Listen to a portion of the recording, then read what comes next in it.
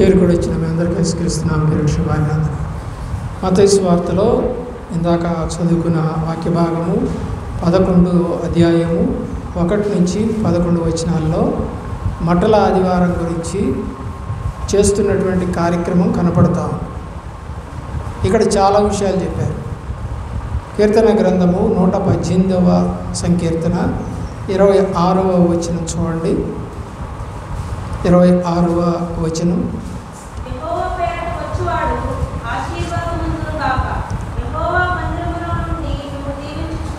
యెహోవా పేరట వచ్చువాడు. ఇప్పుడు ఇందాక వాళ్ళు చెప్పింది కూడా యెహోవా పేరట వచ్చువాడు. ఆయన రాజుగా వస్తూ ఉన్నాడని చెప్పారు. సర్వోన్నతమైన స్థలములలో ఆయనకి మహిమ కలుగుతుందని కూడా వ్రాయబడింది. లేవీ కాండం 23వ అధ్యాయం 40వ వచనంలో ఈ ఈత బట్టలు పట్టుకొని మరి చేస్తున్నటువంటి ఉత్సాహ ధ్వని బైబిల్లో పాత నిబంధనలో ఉందా అంటే ముందుగానే రాయబడింది. 23:40.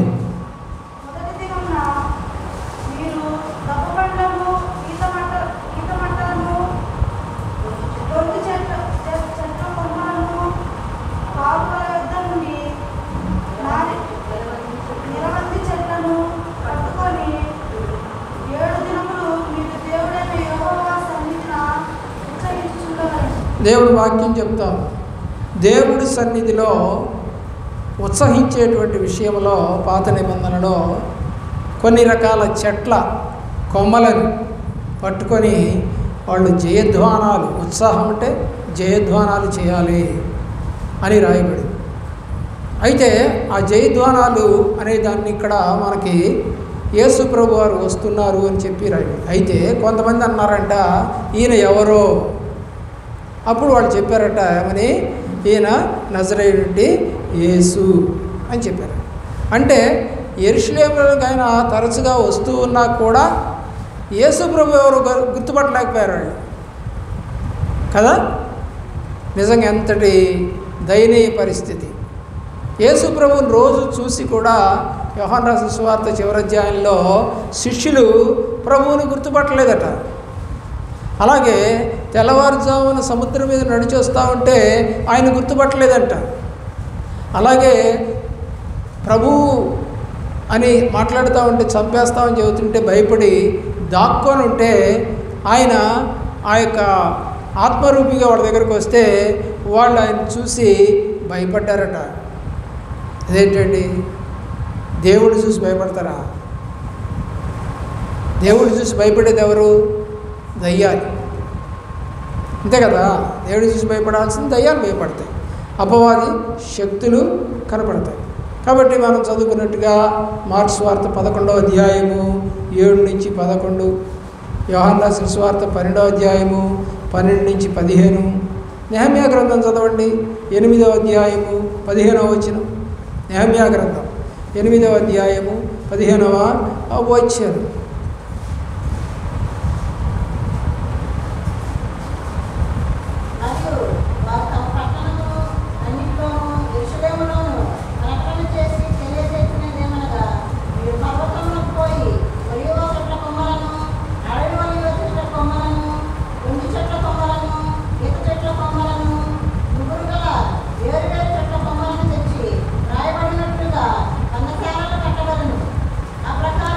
తెచ్చుకోవాలి.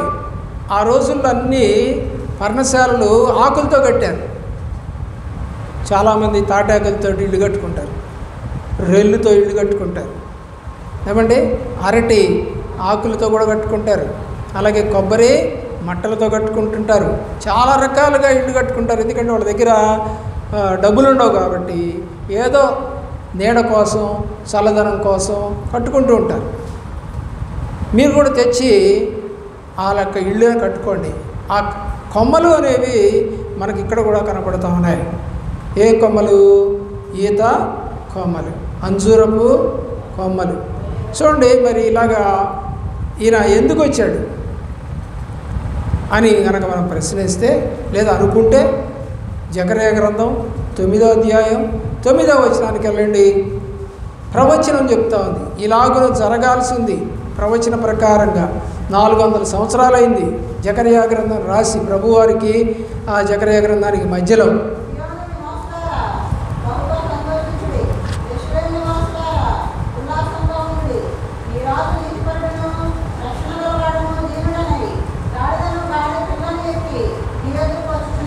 దేవుని ప్రేమిస్తున్న ప్రియులారా, ఇది బైబిల్లో ధర్మశాస్త్రంలో వ్రాయబడిన మాట.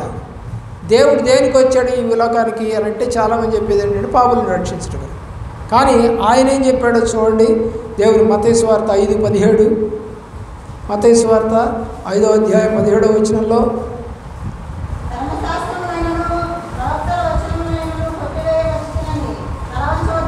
నేను కొట్టివేయటానికి రాలేదు. కాబట్టి ఇప్పుడు ధర్మశాస్త్రం ఏమని రాయబడింది? ఆయన యెరూషలేములోకి వస్తాడు, గాడిద పిల్లలకి వస్తాడు అని రాయబడింది కదా. ఆ లేఖనం నెరవేరాలి అంటే ధర్మశాస్త్రము నెరవేరాలని దేవుడు ఈ మాటలు మనతో మాట్లాడుతూ ఉన్నాడు. లూకాసు వార్త 24వ అధ్యాయము 44వ వచనం. లూకాసు వార్త 24:44.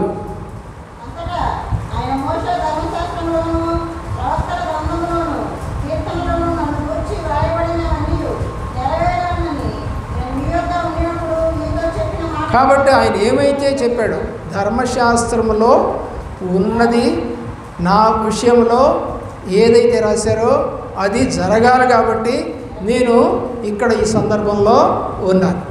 నిజమే, అది నెరవేర్చబడాలి.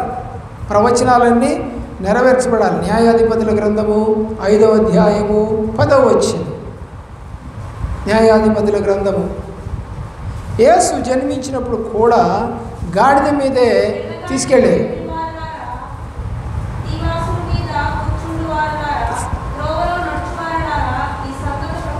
చూసారా దేని మీద నుండి? యేసుప్రభు వారు ఇప్పుడు ఎక్కడ ఏ గాడిద మీద వస్తున్నాడు? అది బ్రౌనా బ్లాకా అయ్యొద్దు మనకి. ఇప్పుడు ఆయన ఎక్కింది గాడిద పిల్ల? గాడిద పిల్ల మీద ఎక్కాడు, గాడిద మీద ఎక్కల. గాడిద అంటే యూదు 12 గోత్రాల వాళ్ళు. గాడిద పిల్ల అంటే మనం. ఇప్పుడు యూదులు దేవుడిని ప్రేమించట్లా. అన్ని జనులైనటువంటి గాడిద పిల్ల కలిగిన వాళ్ళు మనమే ప్రేమిస్తాం. గాడిదకి ఉన్న స్వభావం చెప్పండి. ఎదురు తిరుగుద్దా? చేరగా. బరువు వేస్తే కాదంటదా? అనదు. ఎంత దూరం నడిపిస్తామని అడుగుద్దా? అడగదు. చూడండి, మరి గడ్డి పెట్టమని అరుస్తుందా? అరవదు, కరవదు. ఇంకొకటి ఏంటంటే బైబిల్ ప్రకారము దేవుడు గాడిదకి మానవ భాష మాట్లాడేటువంటి వరం ఇచ్చాడు. బిలాము తప్పు చేసినప్పుడు మానవ భాషతోటి గద్దించాడు. అంటే ఇప్పుడు గాడిదకి ఏమి ఇచ్చాడు? వివేకము, జ్ఞానము ఇచ్చాడు. గాడిద ఇప్పుడు మంచిదా చెడ్డదా? ఏ గాడిద అంటే అక్కడ తెల్లని గాడిద ఎక్కి ఊరేగువారు దేవుణ్ణి మహిమపరుస్తారు. ఇప్పుడు ఈయన అలాగే గాడిద మీద వస్తూ ఉన్నాడు. మొదటి రాజుల గ్రంథం 1వ అధ్యాయము 33వ వచనం. మొదటి రాజుల గ్రంథం.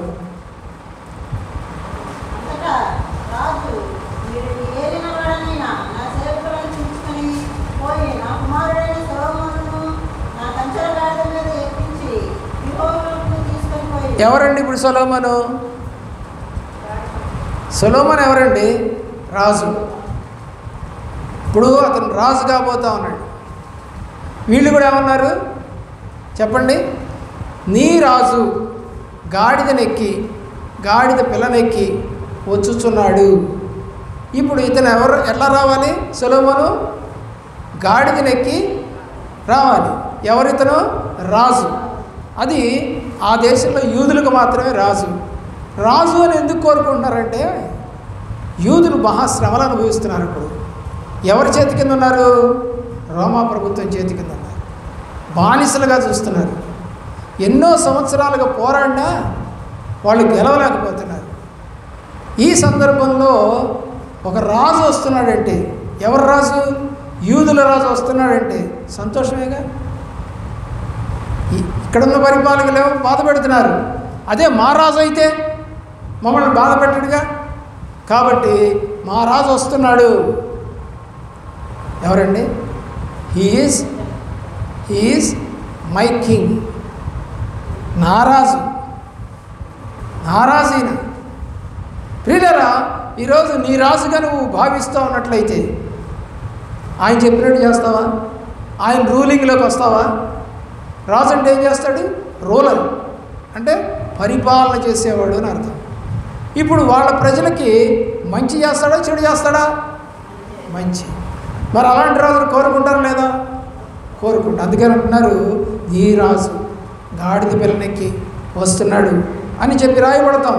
మత్తయి సువార్త 21వ అధ్యాయం 5వ వచనం. మత్తయి సువార్త 21:5.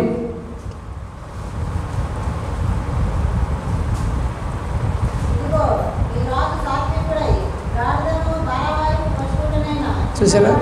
నీ రాజు 13వ వచనం. 10వ వచనం చదువు. 10, 11.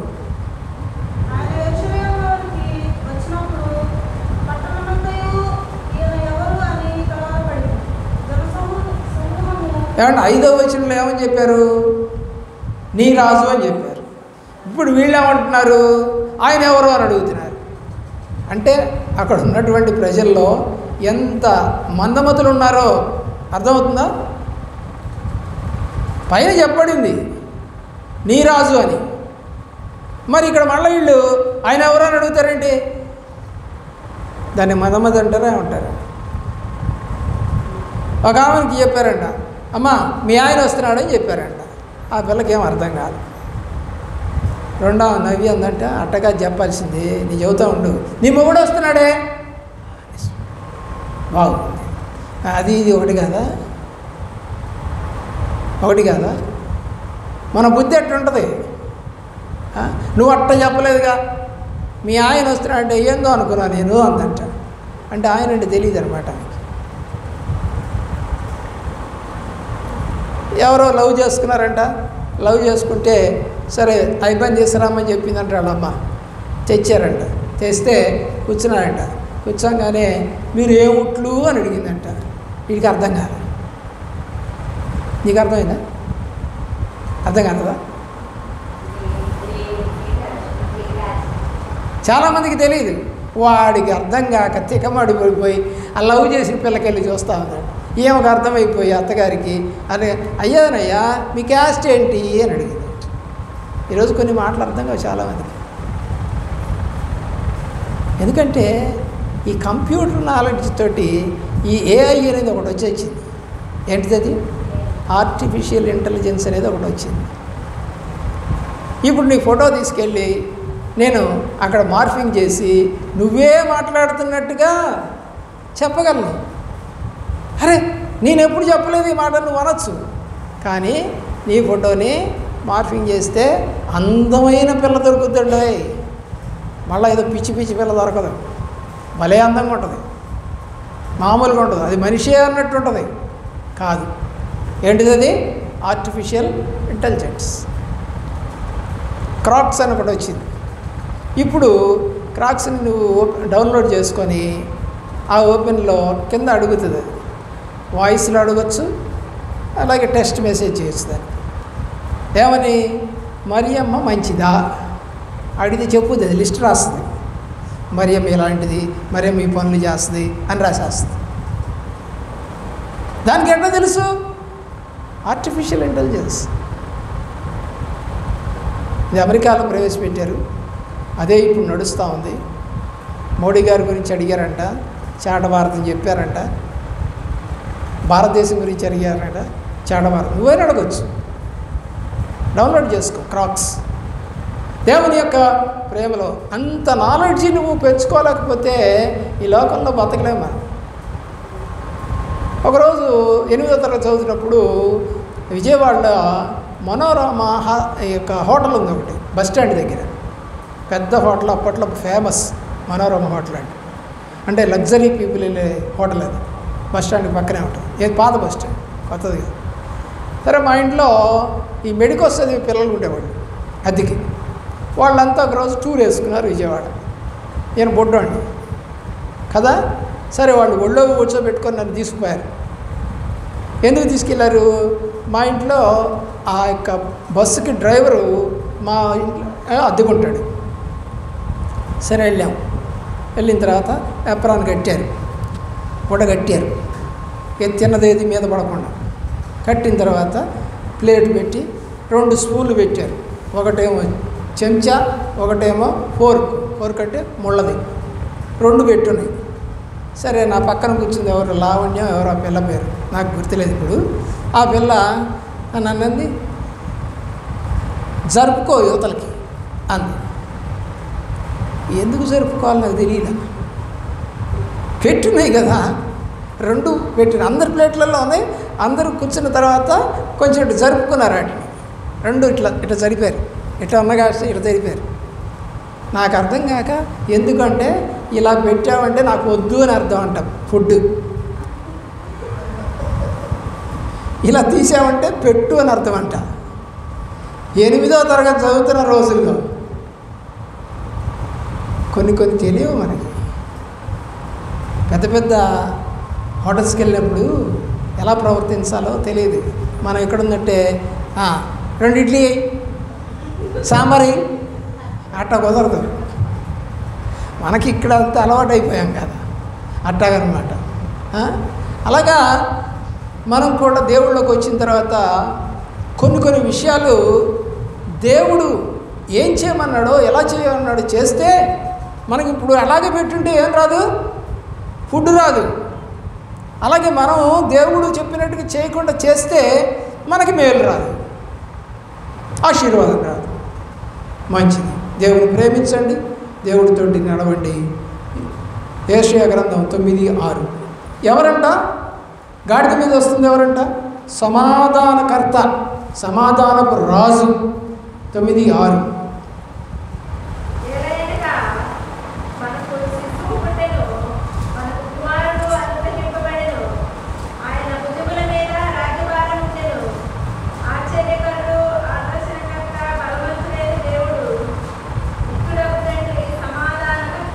ఎవరండి? పుట్టినవాడు ఎవరండి? యేసు. ఆయన ఎవరండి? సమాధానకర్త. ఇప్పుడు వచ్చుచున్నవాడు ఎవరండి? సమాధానపరిచేవాడు, రాజు. రాజు ఏం చేస్తాడండి? సమాధానపరుస్తాడు. గొడవలు ఉన్నాయనుకో తీరుస్తాడు. సొలొమోను దగ్గరికి ఒక బిడ్డను తీసుకొచ్చారు, 2 తల్లులు వచ్చారు.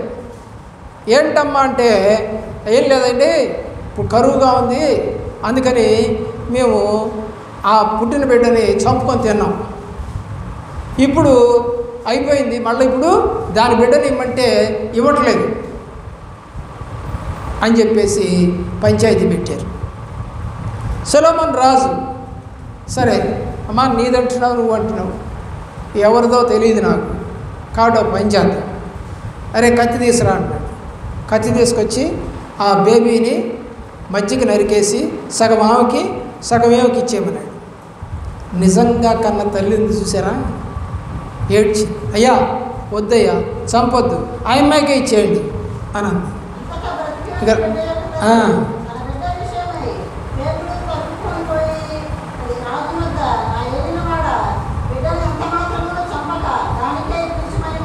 ఎందుకందండి?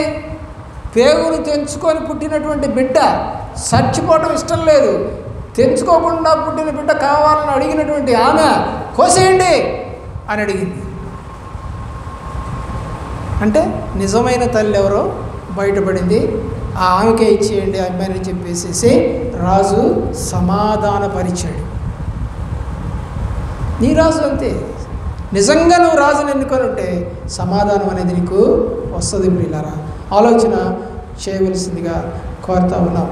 యోహాను రాసిన సువార్త 12వ అధ్యాయము 13వ వచనము 15వ వచనం. 12వ అధ్యాయం 13, 15.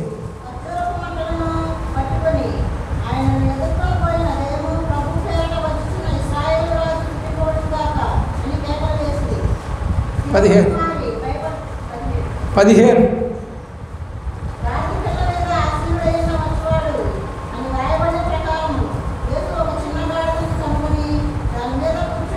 దేవుని ప్రేమించిన పిల్లలు, జనరల్గా గాడిద బరువుని, మనుషులను మోస్తుంది. యేసు ప్రభువారు తల్లి బెత్లెహేంకి వచ్చినప్పుడు ఎలా వచ్చింది? గాడిద మీద వచ్చింది. అక్కడి నుంచి ఐగుప్తుకి వెళ్ళమన్నప్పుడు యేసు ప్రభువారు పుట్టిన తర్వాత దాదాపు 2 ఏళ్ళు ఉన్నటువంటి వయసులో దేని మీద వెళ్ళారు? గాడిద మీద వెళ్ళారు. మొరియా పర్వతం మీద అబ్రహాము కుమారుడిని బలి ఇవ్వడానికి వెళ్ళినప్పుడు దేని మీద వెళ్ళారు? గాడిద మీద వెళ్ళారు. చాలా ఉన్నాయి గాడిదల గురించి. 142 సార్లు రాసింది బైబిల్లో గాడిద గురించి. నేను కొన్ని మాత్రమే మీతో చెబుతా ఉన్నాను. కాబట్టి ఇక్కడ రాయబడినట్టుగా 12వ వచనం కూడా చదవండి. యోహాను రాసిన సువార్త 12:12.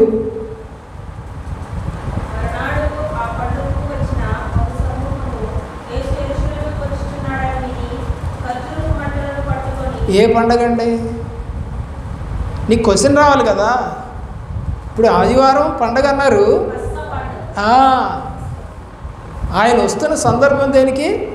పస్కా. ఎన్ని రోజులకు వస్తుంది ఇప్పుడు పస్కా? ఇక్కడి నుంచి ఎన్ని రోజులకు వస్తుంది? ఏందండి ఎంతసేపు పట్టింది? ఆ గుడ్ ఫ్రైడే ఎప్పుడండి? ఐదో రోజే కదా. మరి ఏంటి ఎంతసేపు పట్టింది మీకు? ఆదివారం నుండి గుడ్ ఫ్రైడే రోజు పస్కా.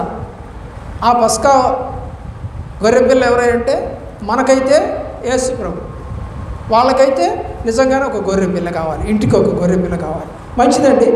1వ వచనం కూడా చదవండి. 12:1.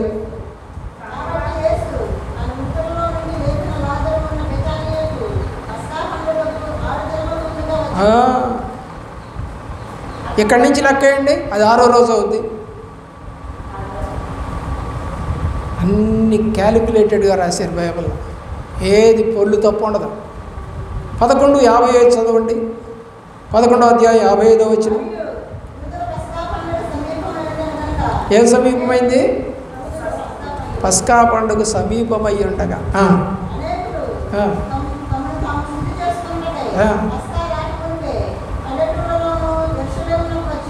ఎంతమంది వచ్చారో తెలుసా? ఈ ఆదివారం బైబిల్ పండితులు చెప్పిన ప్రకారంగా 2,55,000 మంది వచ్చారండి. దేనికోసం వచ్చారండి? పస్కా పండుగ కోసం వచ్చారు. వాళ్ళ దగ్గర ఏమున్నాయి? ఇంటికి ఒక గొర్రెపిల్ల ఉంది. కానీ ఆ గొర్రెపిల్ల నేనే అన్న సంగతి వాళ్ళకి ఎవరికి అర్థం కాదు.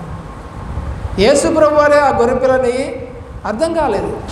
కానీ ఒకటి అర్థమైంది, ఆ యొక్క గాడిద పిల్ల మీద వస్తున్నవాడు యూదుల రాజు. ఇదొక్కటే వాళ్ళకి అర్థమైంది. అయితే మనం ఏం చేయాలి? ఇప్పుడు ప్రభువారు వస్తున్న మాట నిజమే, యెరూషలేముకి వస్తున్న మాట నిజమే. మరి మనం ఏం చేయాలి? 2 తిమోతి పత్రిక 4వ అధ్యాయం 2వ వచనం. 4వ అధ్యాయం 2వ వచనం.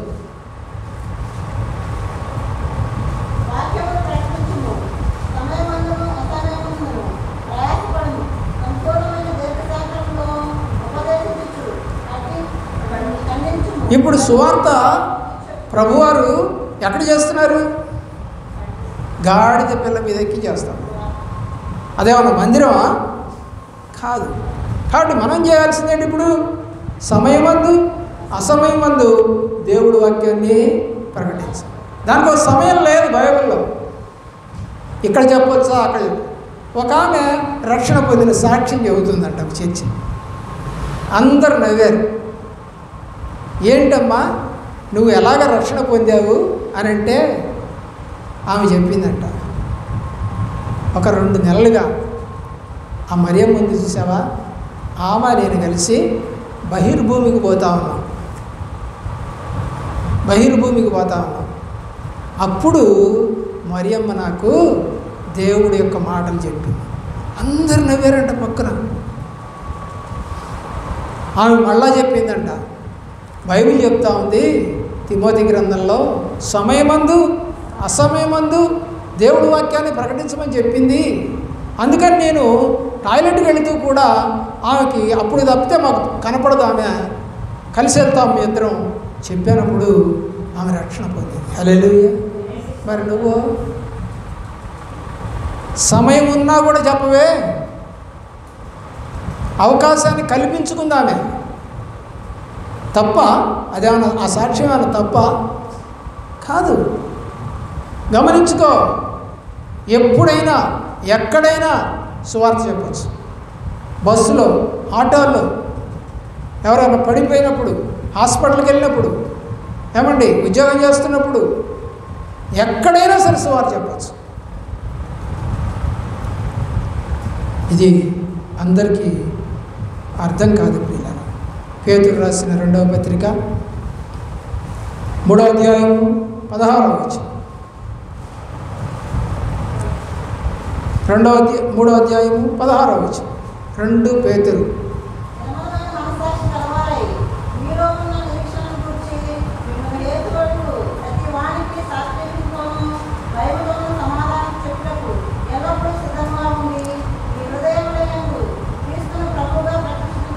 ఎప్పుడంట?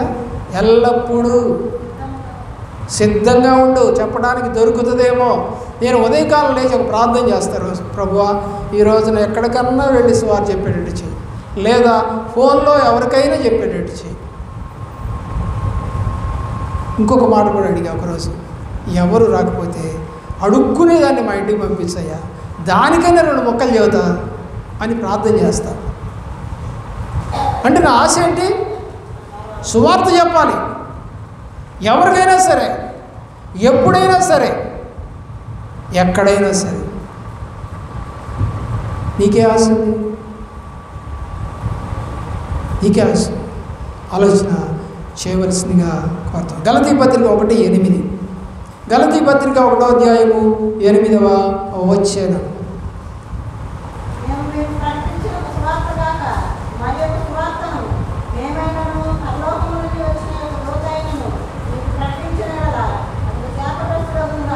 సువార్తని మార్చకూడదు. లేని దాన్ని, బైబిల్లో లేని దాన్ని చేయకూడదు, ఉన్నదాన్ని తీసేయకూడదు. 2 పనులు చేసినా తెగుళ్ళు వస్తాయి. మరి ఇప్పుడు చేస్తున్నది బైబిల్లో ఈ పండగ చేయమని రాసి ఉందా?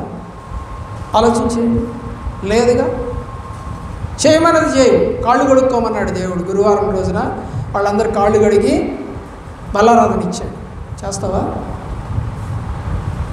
ఒక ఆమెను కాళ్ళు కడగమని చెప్తే మా చర్చలు చేస్తాం. చేస్తే ఆమె అంటుంది, అయ్యా ఆమె కాళ్ళు కడగను కానీ ఏం కాళ్ళు కడుగుతలేదు. అదేంటండి, ఆ కాళ్ళు ఆ గోళ్ళన్నీ పుచ్చిపోయినాయి. అయ్యా పుచ్చిపోతే నీకేమైంది? ఆమె గోళ్ళు పుచ్చిపోయినాయి. కాళ్ళు కడగడానికి కూడా మంచిగా తెల్లగా ఉన్న కాళ్ళు చూసుకొని కడుగుతా అంటే అట్లా కడిగారా ప్రభు? 12 మంది శిష్యుల పాదాలు అలా కడిగారా? ఎవడెవడి పాదాలు ఎట్లుండేవి? నడిచి వచ్చారు. క్లీన్గా ఉంటాయండి పొలం చేసే పాదాలు? ఎప్పుడైనా ఉండవు. నడిచే పాదాలు ఎప్పుడు అందంగా ఉండవు. ఎందుకంటే కొంచెం హార్డ్గా, కొంచెం నల్లగా, కొంచెం ఎండిపోయినట్టుగా రకరకాలుగా ఉంటాయి. కానీ ప్రభువారు ఎన్ని చూశారండి? ఏమేం చేస్తా ఉంది? ఏమో కాళ్ళు కడగను, ఆమె కడుగుతాను. ఇంకొక ఆమె అయ్యో కాళ్ళు కడగను కానీ ఆమె కడుగు. ఎందుకంటే ఆమె ఆ కులస్తురాలంట. అంటే కులాన్ని చూసి కూడా కాళ్ళు కడుగుతుందా? చివరికి ఎట్ట తయారయ్యారండి మనుషులు? విశ్వాసం. దేవుడి యొక్క నామం పేరిట చెయ్యాల్సింది నువ్వు చేయట్లే, అంతే. దేవుడి యొక్క మాటలు వింటున్న ప్రియ బిడ్డలారా, 4వ అధ్యాయం 10వ వచనం. గలతీ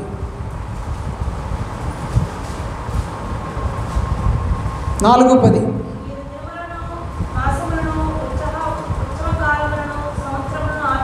ఏం ఆచరిస్తున్నారు? దినాలు, ఉత్సవ కాలాలు చేయొచ్చా? రాసిందా బైబిల్? చేయకూడదు. చదువు ఇంకా ఉంది మాట పూర్తి అవ్వాలి. ఏమైపోతుందని బాధపడుతున్నాడు పౌలు.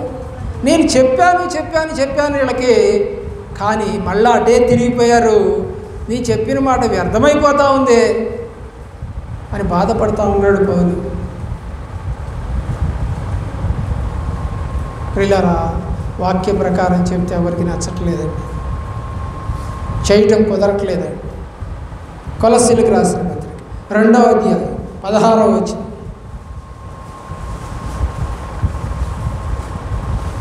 2వ అధ్యాయం 16వ వచనం.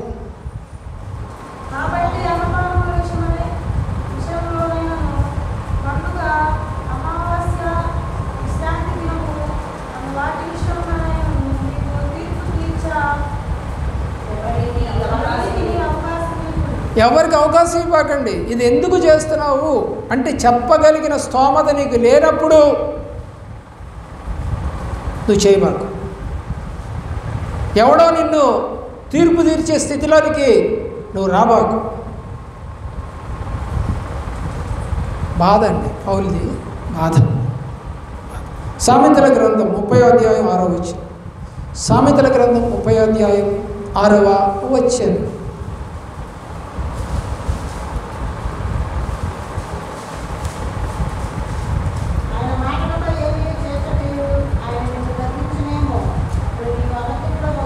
చేరిస్తే ఏమవుతాం? గద్దిస్తాడండి దేవుడు. గద్దించినా పర్లేదండి, మేము అయ్యే చేస్తాం. చేసుకో, ఏం చేస్తాం ఇక? ఇది విజయోత్సవ ర్యాలీ అని అంటున్నారు, బట్టలాదివారం అన్నారు, పామ్ సండే అన్నారు, జయప్రవేశం అన్నారు, విజయోత్సవం అన్నారు, చాలా పేర్లు పెట్టారు వీడికి. ఆ విజయోత్సవం ఎప్పుడు చేస్తారు? రాజుల మొదటి 2వ రాజుల గ్రంథం 9వ అధ్యాయం 13వ వచనం. 2 రాజుల గ్రంథం 9వ అధ్యాయం 13వ వచనం.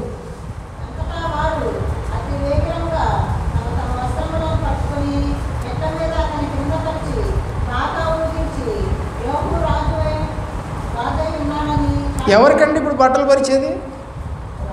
రాజుకి. ఇప్పుడు యేసుప్రభు వారు ఎవరిని బట్టలు పరిచారు? రాజుని. బైబిల్లో ముందుగానే రాయబడ్డాయి ఈ మాటలన్నీ. రాజు అయితే అతనికి బట్టలు పరిచి ఆహ్వానం పలికి విజయోత్సవాన్ని చేస్తారు.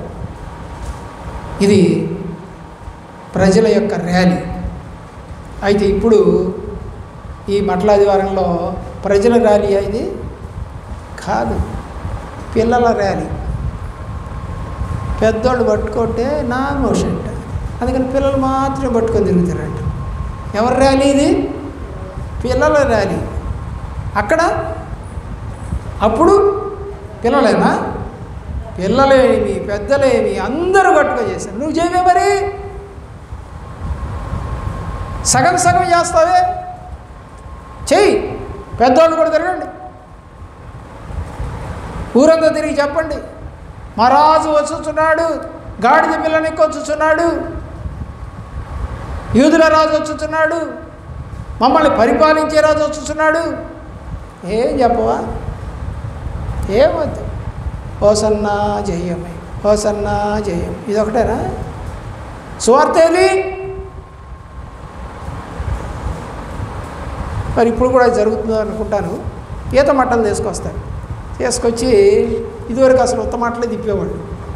తర్వాత ఏం చేసిందంటే ఈ వెనకాల పిల్లకి ఎలియాకి జోసనాకి పడదు, వెనకాల జోసన ఉంది, ముందు ఎలియా ఉంది. ఈ పైన పట్టుకోవాల్సినటువంటి కొమ్మ ఇట్ట అంటదంట.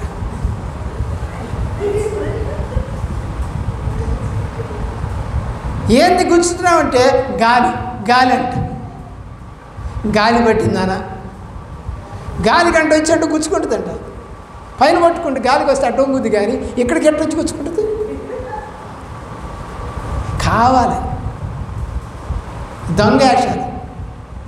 అందుకని ఏం చేశారు? అది పూలు పెట్టడం మొదలుపెట్టారు. ఇప్పుడు వాటికి పూలు కూడా ఊడిపోతున్నాయి అని కాస్త గమ్మేసి పెడుతున్నారు. అయినా మాని ఆ పూలో నుంచి వచ్చేది ముల్లే, చూడటానికి అందంగా ఉంటాయని పూలు పెట్టారు, కానీ గుచ్చుకునేది ముల్లే.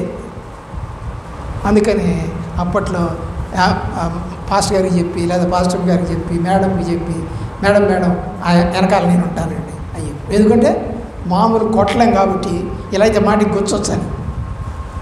ఏం పిల్లలు దొరికారు భలే దొంగలు. ఎట్టయినా సరే పగ తీర్చుకోవాలి. ఏది? పండగ రోజు, జయోత్సవం రోజు, దేవుడి రాజు అని చెబుతున్న రోజు ఒకళ్ళను గుచ్చాలి. That is not correct. పిల్లల ర్యాలీ అయిపోయింది. దేవుని ప్రేమించిన చివరి మాట చెప్పి నేను ముగిస్తాను. 2 మాటలు ఉన్నాయి. లూకాసు వార్త 19:41. లూకాసు వార్త 19వ అధ్యాయం 41వ వచనం. ఈ యెరూషలేమును చూసి ఆయన ఏం చేశారు?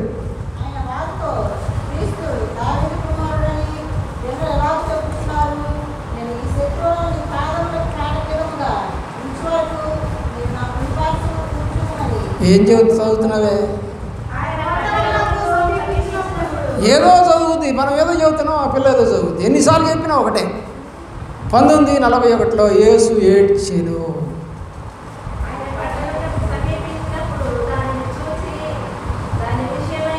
ఏ పట్టణం? ఎందుకు? వీళ్ళంతానే జయ హో అంటున్నారు, కానీ ఆయన చూసి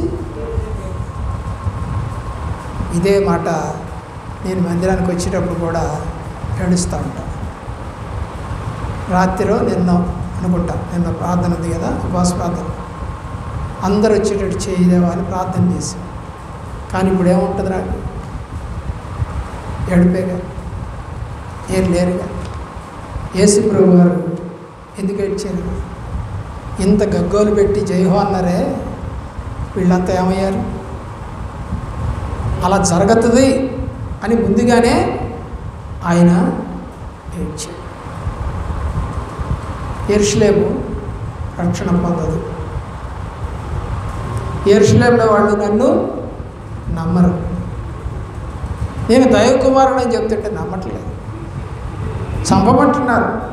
దేవుని ప్రేమిస్తున్నటువంటి ప్రియ బిడ్డలారా, కొరింథీయులకు రాసిన మొదటి పత్రిక 15వ అధ్యాయము 55వ వచనం. యేసును ఏడిపించే స్థితిలో నువ్వు ప్రార్థన చేస్తున్నావా? 15:55.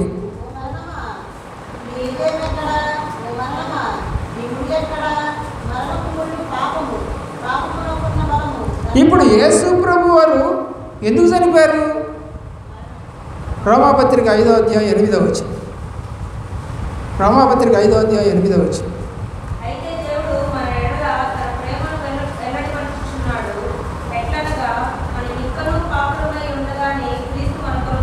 ఇప్పుడు విరిచిందేంటి చెప్పండి? మరణపు ముళ్ళు. ఏ మరణం అది? పాపపు ముళ్ళు. ఆ పాపం ఎవరు? మనం. మన మీద ఆ యొక్క అపవాది ఏలుబడి కాకుండా, అంటే మరణం ద్వారా వాడు జయించకుండా ఉండటం కోసం ఆ మరణపు ముళ్ళును ప్రభువారు మన పాపాలన్నీ ఆయన వేసుకొని, యోహాను రాసిన సువార్త 1వ అధ్యాయంలో ఏమండి ఏ మోసుకొని పోతున్నాడంట? లోక పాపములను మోసుకొని పోవుచున్న దేవుని గొర్రె పిల్ల. ఎవరైనా యేసు. ఎవరి పాపాలు మోసుకున్నాడు? ఇప్పుడు ఎందుకు ఆయన చనిపోవాలి చెప్పండి? మన పాపాలు మోసి చనిపోతాయి. ఆలోచించి దేవుడిని ప్రేమించు. చేయొచ్చా? చేయకూడదు. అనొచ్చా? అనకూడదు.